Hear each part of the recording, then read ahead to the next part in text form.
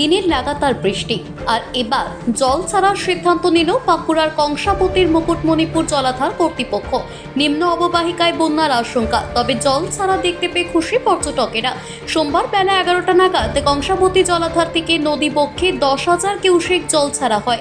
বৃষ্টির পরিমাণ দেখে দফায় দফায় জল ছাড়ার পরিমাণ বাড়ানো হবে, এমনটাই দাবি কংসাবতী কর্তৃপক্ষের। অপরদিকে মুকুটমণিপুরে ঘুরতে আসা পর্যটকেরা জল ছাড়ার মনোরম দৃশ্য চাক্ষুষ করতে পেরে খুশি। সোমবার সকাল থেকে ভিড় জমেছে পর্যটকদের। হ্যাঁ, জল ছাড়া দেখলাম। মুকুটমণিপুর আসি, মাঝে মাঝে আসা হয়, মোটামুটি বছরে দুবার তো আসা হয়। এবার কালকে আসার প্ল্যান ছিল, এবার প্রচন্ড বৃষ্টি পড়ছিল, তাই বাড়ি থেকে পারমিশন পাইনি। তাও আজকে সকালবেলা এলাম, এসেই দেখলাম যে সাইরেন বাজছে, জল ছাড়া হবে। বেশ, জল ছাড়া হলো, খুব ভালো লাগছে ব্যাপারটা। মানে এতবার এসছি আগে, কিন্তু আগে জল ছাড়ার অভিজ্ঞতা হয়নি, এবার দেখলাম খুবই ভালো লাগে।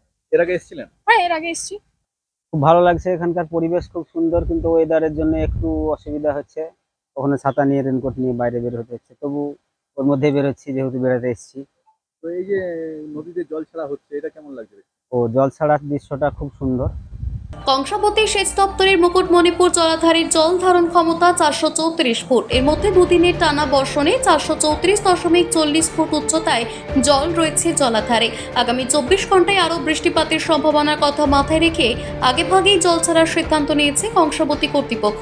তবে এই জল ছাড়া হলে কংসাবতীর নিম্ন অববাহিকায় বন্যা পরিস্থিতি দেখা দিতে পারে বলে বাসিন্দারা অনেকেই মনে করছেন। ইতিমধ্যে এলাকায় সতর্কতামূলক প্রচার চালাচ্ছে সেচ কর্তৃপক্ষ।